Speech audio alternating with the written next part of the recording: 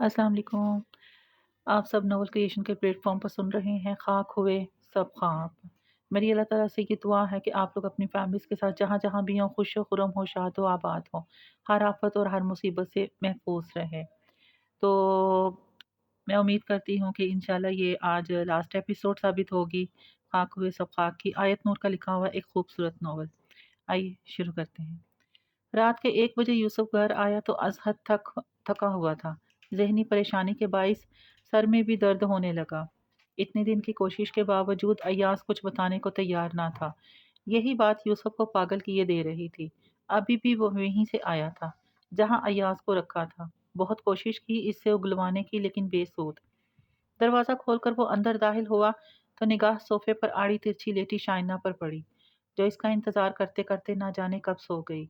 इसे यूं बैठे बैठे सोते पाया तो यूसुफ के लबों को मुस्कान ने छुआ। ये लड़की जो हर गुजरते दिन के साथ इसके रंग में रंगती जा रही थी। दोनों में से किसी ने भी कभी इकरार तो न किया था, लेकिन दोनों के हर हर अंदाज से एक दूसरे के लिए केयर और मोहब्बत जाहिर होती। यूसुफ का मूड पल में बदला था। सारे वजूद में खुशगवार सी लहर दौड़ गई। वो लड़की इसकी ताकत बन गई थी, इसे एक नई जिंदगी अता कर गई थी। यूसुफ आगे बढ़कर इसे जगाने लगा, लेकिन फिर हाथ रोक लिया। सोते हुए वो इतनी खूबसूरत लग रही थी कि इसे जगाना मुनासिब ख्याल नहीं किया। वो बगैर आहट पैदा किए अपने रूम में गया। फ्रेश होकर आया तो किचन में दाखिल हुआ। भूख से बुरा हाल था। खाना ढक कर रखा गया था वहां। यकीनन शाइना भी इसी के इंतजार में अभी तक भूखी थी। यूसुफ ने बहुत बार इसे समझाया कि इसका इंतजार मत किया करे, खाना खाकर सो जाया करे। इसकी वजह से खुद भी भूखी बैठी रहती थी, लेकिन इस मामले में शाइना ने इसकी एक ना सुनी। रात का खाना वो दोनों हमेशा इकट्ठे खाते, चाहे यूसुफ को कितनी ही देर क्यों ना हो जाती। शाइना इसका इंतजार करती थी और यूसुफ को अच्छा भी लगता इसका यूं अपने लिए इंतजार करना। उसने जल्दी जल्दी हाथ चलाते हुए खाना गर्म किया। बर्तनों की आवाज से शाइना की आंख खुली। आंखें मसलती हुई वो किचन तक आई। आ गए आप? मुझे जगा दिया होता। मैं कर देती हूँ गरम खाना, नरम से लहजे में कहती वो दरवाजे में ही रुक गई। यूसुफ ने गर्दन मोड़कर इसे एक नज़र देखा। इट्स ओके, तुम सो रही थी इसलिए जगाना मुनासिब नहीं समझा।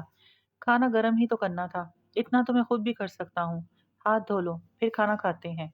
इसकी बात पर शाइना सर हिलाती मुड़ी।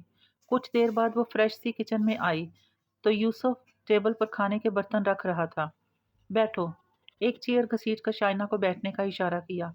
शाइना चलती हुई चेयर पर बैठ गई। तब यूसुफ ने भी एक कुर्सी संभाली। हर बार वो ऐसा ही करता था, इसके लिए खुद कुर्सी निकालता, इसके बैठने के बाद ही खुद बैठता। शाइना ने इसे एक दो बार मना भी किया, लेकिन इसका कहना था कि इसे खुशी मिलती है यूं, और शाइना को कोई हक नहीं इससे इसकी खुशी छीनने का। यूसुफ ने पहले इसकी प्लेट में खाना निकाला, फिर अपनी प्लेट में। आज कुछ ज्यादा देर कर दी आपने, शाइना ने चावलों में चम्मच चलाते हुए धीमे लहजे में दरियाफ्त किया। हम्म, कुछ जरूरी काम था इसलिए देर हो गई, यूसुफ ने कहते हुए पानी का गिलास उठाया।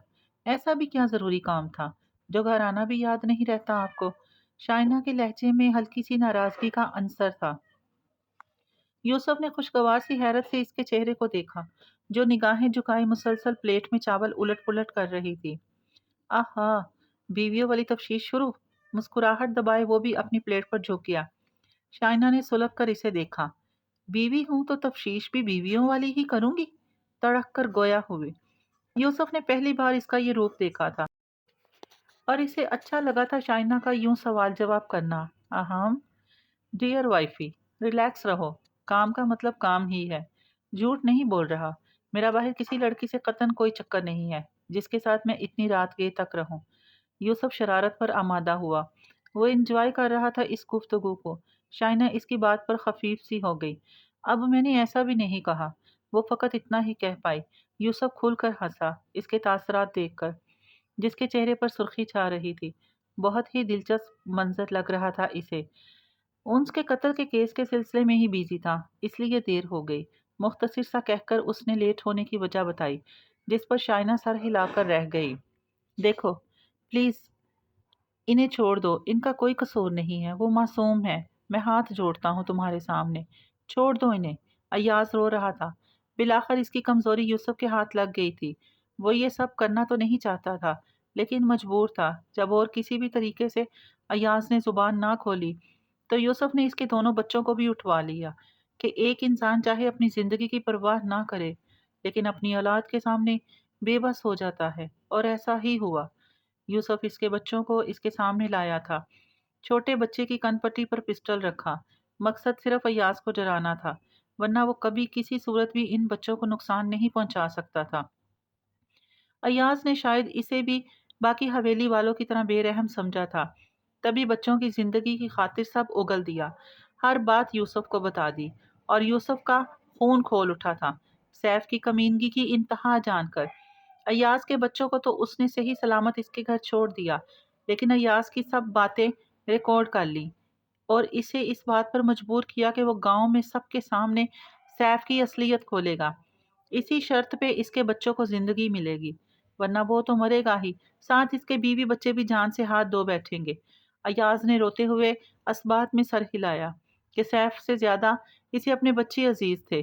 خانپور میں ایک بار پھر سے پنچایت بٹھائی گئی تھی۔ 1 سال 6 مہینے پہلے کا منظر پھر دہرایا جا رہا تھا۔ وہی افراد آج بھی وہاں موجود تھے۔ ایک جانب میر بختاور اپنے 3 بیٹوں کے ہمراہ بیٹھے تھے، دوسری جانب میر عبدالعزیز، ان کا بیٹا طاہر اور ان کے بھتیجے ہاشم، سارم اور سائم بیٹھے تھے۔ آج انصاف کا دن تھا، بس ایک میر عبد الرحمان وہاں موجود نہ تھے، اپنی اولاد کے ساتھ ہوتے ہوئے انصاف کو دیکھنے کے لیے کہ وہ انتقال کر چکے تھے۔ پہلے میر بختاور کے کہنے پر پنچایت بٹھائی گئی تھی، لیکن آج ان کے بیٹے میر یوسف نے پنچایت بلائی تھی، تقریباً 1.5 سال پہلے کیے گئے غلط فیصلے کو ٹھیک کرنے کے لیے۔ میر بختاور سلگتی نگاہوں سے اسے گھور رہے تھے، باقی سب بھی منتظر سے اس کی جانب دیکھ رہے تھے، گویا جاننا چاہ رہے ہوں کہ آخر کیوں یہ پنچایت بٹھائی گئی۔ یوسف کے ساتھ ہی شائنہ بیٹھی تھی۔ اسے یوں زندہ دیکھ کر میر بختاور اور ان کے خاندان کو کوئی حیرت نہ ہوئی تھی، کیونکہ جب کمرے سے شائنہ کی لاش یا کوئی نام و نشان نہ ملا تو وہ حیران ضرور ہوئے تھے کہ آخر وہ بچ کیسے گئی۔ اپنے ذرائع استعمال کر کے انہوں نے بھی پتہ لگوا لیا کہ شائنہ یوسف کے ساتھ ہی رہ رہی ہے۔ تبھی انہوں نے یوسف کو خرچ بیچنا بھی بند کر دیا اور پراپرٹی سے بھی آگ کر دیا کہ جب وہ معاشی طور پر تنگی کا شکار ہوں گے تو حویلی میں لوٹنا پڑے گا، سیف کے سر سے عشق کا بھوت اترے گا اور وہ شائنہ کو دوبارہ اپنی مرضی کے طرز زندگی پر رکھیں گے حویلی۔ لیکن یوسف نے ان کے تمام اندازے غلط ثابت کر دکھائے۔ اس نے خود اپنے پاؤں پر کھڑا ہو کر انہیں یہ بتایا کہ وہ نہ صرف خود کی بلکہ شائنہ کی بھی ذمہ داری اچھے طریقے سے نبھا سکتا ہے۔ اپنی زندگی کی گاڑی چلانے کے لیے اسے میر بختاور کی کمائی کی ضرورت نہیں۔ میر یوسف بختاور، آپ کچھ دکھانا چاہتے تھے یہاں، ہم سب منتظر ہیں، بتائیے کس لیے بلایا آپ نے یوں سب کو؟ ہنگامی طور پر پنچایت بٹھانے کا مطالبہ کیوں کیا؟ پنچایت کے سربراہ نے یوسف کی جانب رخ کیا۔ یوسف نے ایک نظر اپنے باپ پر ڈالی، پھر ان کی جانب متوجہ ہوا۔ سرپنچ انکل، پہلے میری ایک درخواست ہے کہ یہاں جو کچھ بھی آج پیش کیا جائے گا اس کے بعد فوری فیصلہ سنایا جائے گا، آج ہی۔ یوسف کا لہجہ مضبوط تھا۔ سرپنچ صاحب نے اس بات میں سر ہلاتے گویا اجازت دی۔ تبھی یوسف اٹھ کر اپنی گاڑی کی جانب بڑھا، گاڑی کا لوک کھول کر کسی کو وہاں سے نکالا اور اسے کھینچتے ہوئے ان سب کے درمیان لا کھڑا کیا، کھینچ کر اس کے منہ سے ٹیپ اتاری۔ وہ ایاز تھا جسے دیکھ کر سیف کے چہرے کا رنگ بدلا۔ میر بختاور آنکھیں سکیڑ کر کبھی یوسف کو دیکھتے کبھی ایاز کو۔ ایاز نے یوسف کے اشارے پر سب کچھ ان لوگوں کے گوش گزار کر دیا، ہر بات سیف کی پلاننگ۔ جیسے جیسے وہ بول رہا تھا ویسے ویسے سیف کی گھبراہٹ میں اضافہ ہوتا جا رہا تھا۔ بار بار چہرے سے پسینہ صاف کرتا ایاز سب کچھ بول چکا تو وہاں بیٹھا ہر فرد بے یقین سا تھا۔ میر بختاور ایاز کی ان سب باتوں پر سوال اٹھانے کے لیے، ان سب باتوں کو الزام ثابت کرنے کے لیے کچھ کہنے ہی والے تھے جب سیف اپنی جگہ سے اٹھا اور وہاں سے بھاگنے لگا، لیکن یوسف اس کے قریب ہی کھڑا تھا۔ وہ جانتا تھا وہ ایسی کوئی حرکت ضرور کرے گا، اسی لیے اسے بھاگنے کا موقع دیے بغیر دبوچ لیا، 2 گھونسے اس کے چہرے پر رسید کیے۔ سیف اس حملے کے لیے تیار نہ تھا، لڑکھڑاتا میر بختاور کے قدموں میں گرا۔ وہ سب لوگ جو ابھی ایاز کی باتوں کی بنا پر شک میں مبتلا تھے، سیف کی اس حرکت پر تصدیق ہو گئی کہ ایاز نے جو کچھ کہا وہ سچ تھا۔ میر بختاور طیش کے عالم میں اٹھے اور پے در پہ سیف کو ٹھوکریں رسید کرنے لگے۔ آج اس کی وجہ سے بھری پنچایت میں ان کی بے عزتی ہو گئی تھی۔ وہ جو بڑا غرور کرتے تھے، اپنے آپ پر اپنا شملہ اونچا رکھنا چاہتے تھے۔ آج سب کے سامنے ان کا غرور خاک میں مل گیا۔ وہ غصے سے پاگل ہو رہے تھے کہ اپنی ہی اولاد نے اپنے بھائی جیسے چچا زاد کو مروا دیا۔ جنونی کیفیت تھی ان کی۔ دوسرے افراد نے بمشکل انہیں تھام کر روکا اور ایک طرف بٹھا کر پانی پلایا۔ سیف لہو لہان زمین پر گرا تھا۔ سبھی وہاں خاموش تھے۔ سرپنچ صاحب بھی سوچ میں گم تھے۔ انہیں تو لگتا تھا کہ یہاں وہ جو بھی فیصلہ کرتے ہیں وہ بالکل درست ہوتے ہیں، لیکن آج انہیں اندازہ ہوا تھا کہ کبھی کبھی آنکھوں دیکھا اور کانوں سنا بھی غلط ثابت ہوتا ہے۔ ان کے ایک غلط فیصلے کی وجہ سے کتنی زندگیاں برباد ہونے کو تھیں، اور اگر یوسف ہمت نہ کرتا تو یہ حقیقت کبھی نہ کھلتی۔ سب سے بڑھ کر میر عبد الرحمان کے خاندان کو کتنی اذیت پہنچی اس غلط فیصلے کی بنا پر۔ اور ونی کی رسم، اس رسم کی وجہ سے ایک ایسی لڑکی کو سزا ملی جو بے قصور تھی۔ اس سے پہلے نہ جانے اور کتنی ہی ماں باپ کی لاڈلیوں کو وہ لوگ اس رسم کی بھینٹ چڑھا چکے تھے۔ وہ سب شرمندہ تھے اپنے فیصلوں پر، ان رسموں کو رائج کرنے پر۔ بہت دیر بعد اچھی طرح سوچ بچار کر کے سرپنچ صاحب نے سر اٹھایا۔ سب وہاں منتظر سے بیٹھے تھے کہ اب کیا فیصلہ سنایا جاتا ہے۔ انہوں نے گلا کھنکارا۔ سب سے پہلے تو بہت معذرت کہ ہمارے ایک غلط فیصلے کے باعث اتنے لوگوں کو تکلیفوں اور اذیتوں کا سامنا کرنا پڑا۔ ہم معافی چاہتے ہیں۔ اس وقت جو بھی ثبوت اور گواہ سامنے آئے، ان سے میر ہاشم عبد الرحمان ہی گنہگار ثابت ہوا۔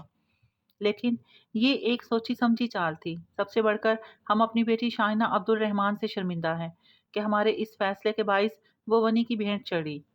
لیکن اب ہم اپنے اس فیصلے کو درست کریں گے۔ اصل قاتل کو ضرور سزا ملے گی۔ افسوس کہ آج میر عبد الرحمان ہمارے درمیان موجود نہیں، ورنہ وہ بھی آج اپنے بیٹے کی بے گناہی کو دیکھ لیتے۔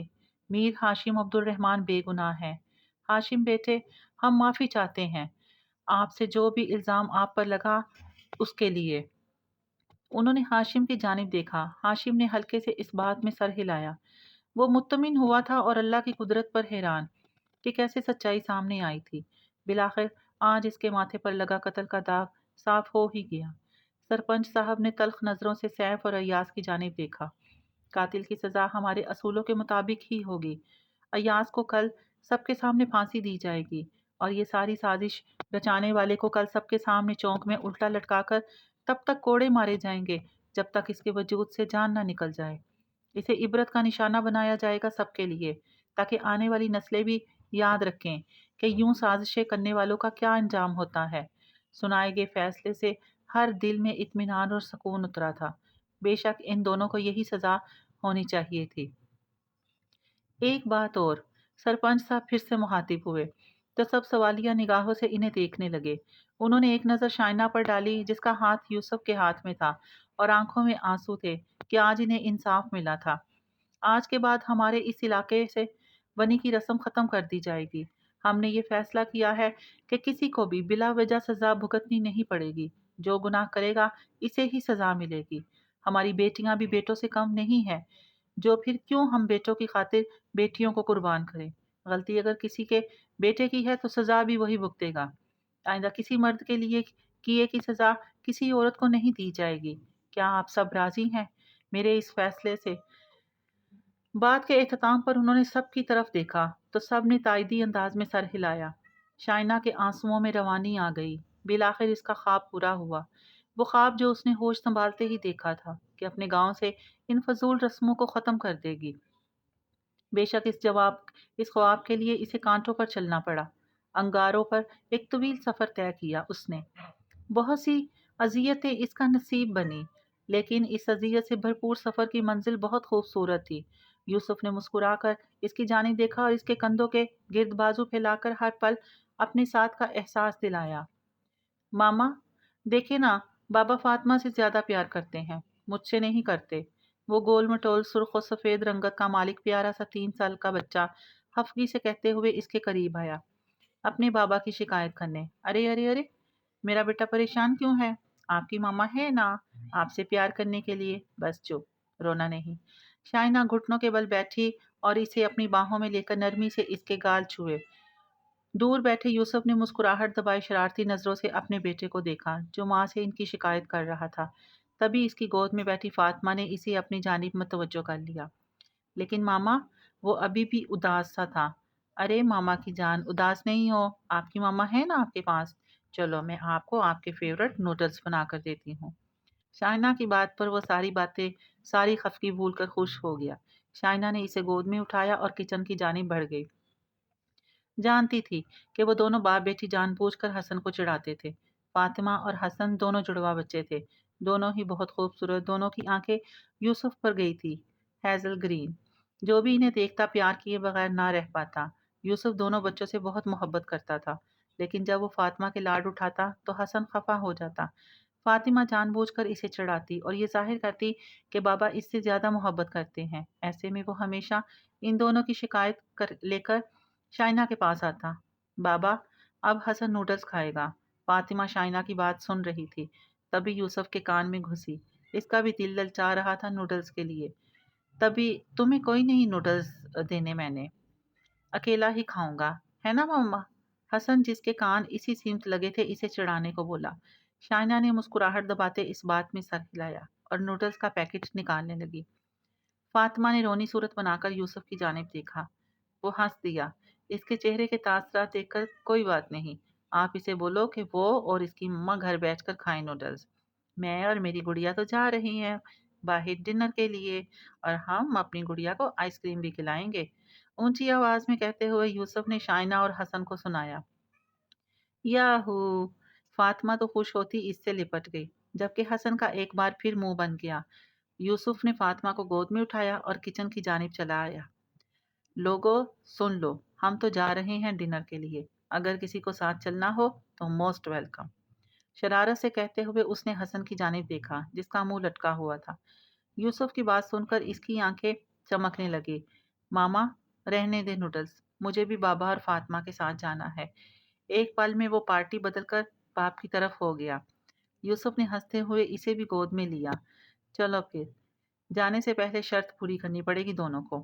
پتا ہے نا کیا شرط ہے؟ یوسف نے محبت بھری نظروں سے دونوں کو دیکھا تو دونوں نے جھٹ اس بات میں سر ہلایا اور باری باری یوسف کے گال چومے۔ یوسف نے دونوں کو گود سے اتارا۔ یہ لوکس، دونوں جا کر گاڑی میں بیٹھو، میں ابھی آیا۔ اس کی بات پر دونوں بچے ہنستے کھلکھلاتے آگے پیچھے دوڑتے باہر چلے گئے۔ مسز، آپ بہت خاموش ہیں، سب خیریت تو ہے نا؟ بچوں کے جانے کے بعد وہ شائنا کی جانب متوجہ ہوا، جو خاموشی سے تینوں کا لاڈ پیار دیکھ رہی تھی۔ ہاں دیکھ رہی ہوں، کیسے آپ لالچ دیکھ کر دونوں کو اپنی سائڈ میں کر لیتے ہیں، شائنا مصنوعی خفگی سے کہہ گئی۔ یوسف کا کہا بلند ہوا۔ ارے یار، جیلس کیوں کھو رہی ہو؟ دونوں بچے اپنے بابا کی طرف ہو گئے تو کیا ہوا، ان کے بابا تو آپ کی سائڈ میں ہے نا۔ اس کے کندھوں کو تھامتے ہوئے یوسف نے سر اس کے سر سے ٹکرایا۔ شائنا کھل کر مسکرائی۔ ہاں یہ تو ہے، فخریہ انداز میں وہ مڑی اور نوڈلز کا سامان واپس رکھا۔ شائنا، یوسف نے اسے بلایا تو شائنا سوالیہ نظروں سے اسے دیکھنے لگی۔ تھینکس میری زندگی میں آنے کے لیے، میری زندگی کو اتنا حسین بنانے کے لیے۔ 2 قدم اس کے قریب آتے یوسف نے اس کا ہاتھ تھاما اور جذبات سے بوجھل لہجے میں کہنے لگا۔ شائنا فقط مسکرا کر رہ گئی کہ کہنے کو اس کے پاس کچھ نہیں تھا۔ وہ خدا کا شکر ادا کرتے نہ تھکتی تھی جس نے اسے اتنے اچھے شوہر سے نوازا۔ زندگی کی ہر کمی دور ہو گئی تھی۔ بس بس، یہ رومانس کا وقت نہیں ہے، بچے آ گئے تو شائنا نے جھجکتے ہوئے اسے خود سے دور کیا۔ یوسف ٹھنڈی آنکھ بھر کر رہ گیا۔ اوف، مطلب کہ اب رومانس کے لیے بھی باقاعدہ ٹائم ٹیبل بنانا پڑے گا۔ وہ منہ لٹکائے کہہ رہا تھا۔ بالکل۔ شائنا نے مسکراہٹ دبائی۔ اچھا چلو، 24 گھنٹوں میں سے 2 گھنٹے ہمارے بچوں کے نام، باقی کے 22 گھنٹے ہمارے رومانس کے لیے، یوسف نے کہتے ہوئے آنکھ دبائی۔ شائنا کا چہرہ سرخ ہو گیا۔ اف تیری حیا! یوسف فدا ہونے لگا۔ یوسف بس بھی کر دیں اب۔ شائنا نے آنکھیں دکھائیں۔